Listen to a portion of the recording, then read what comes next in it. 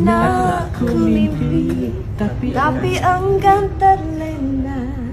Ku dan sepi nan terinting. Ku disaksi oleh jelapan kasih nan terbentang kekeringan.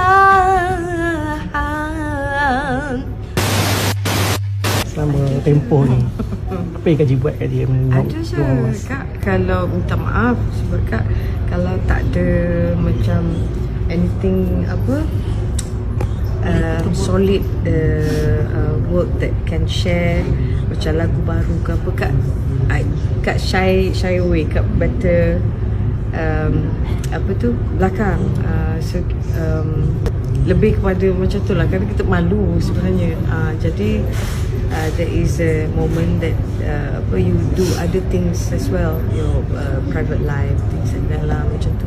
Jadi ada tak lagu yang macam you rasa you akan nak kena bawa juga, personal choice untuk malam tu? Dilema, sebenarnya dilema. Sebenarnya macam daripada album pertama, kedua, ketiga tu, those days punya crowd, hantar surat, tulis tangan tu semua kan. Jadi banyak, terlalu banyak. Macam apa lagu Kali Terakhir, all those, yang itu yang tadi baru dengar sekejap. Tu.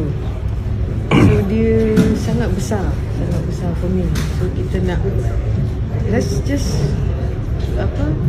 together moment, sama ada you sing along ke apa, it doesn't matter, but it's more, macam nak cakap Intimate lah. intimate, yeah.